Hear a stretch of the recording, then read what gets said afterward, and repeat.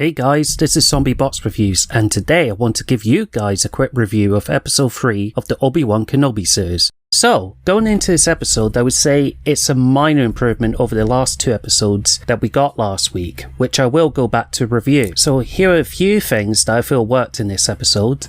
I adore the whole father and daughter dynamic between Obi-Wan and young Leia. I feel there's a vast improvement in the dialogue, especially when Leia asks Obi-Wan what was her mother like. And of course, Ewan, as ever, smashes it out the park again by delivering a phenomenal performance. Unfortunately, this is one of the negatives, is hampered by a lackluster script, which I will get into as we progress further into this review. I feel the young actress who plays Leia turns in a solid performance, and I feel she truly shines in this episode, unlike last week's episode where I found her to be a little annoying. Then, of course, we see Obi-Wan suffering from PTSD, which is evident when we see a hallucination of Anakin Skywalker in the middle of the desert. That was neat. Vader once again comes across as very menacing. It's great to see that Disney so far hasn't ruined this legacy character. Let's hope they don't, eh? It's great to hear James L. Jones voicing Vader again.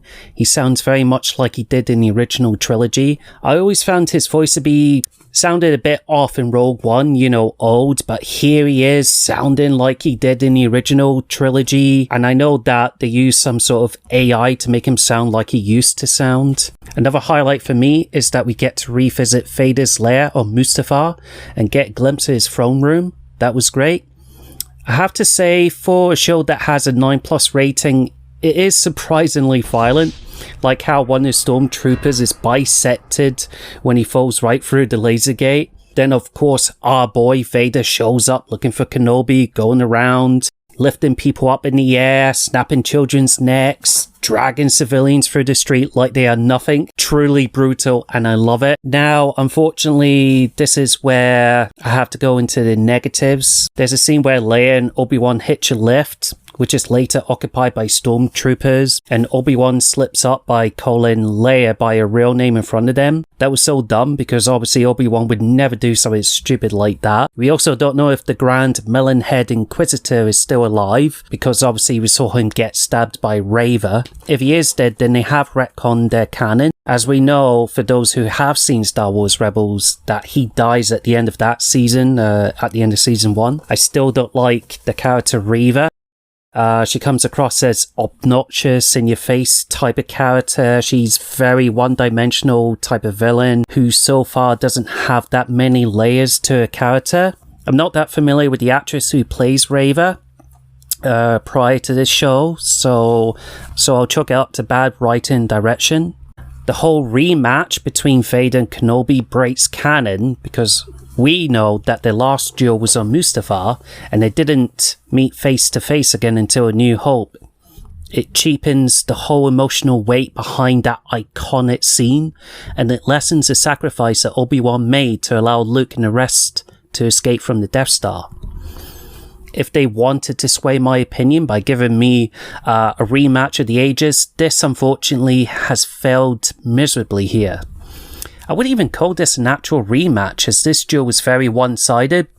There was no emotion behind this scene. The fight looked very cheap, like a fan film. It didn't look cinematic as it should have been.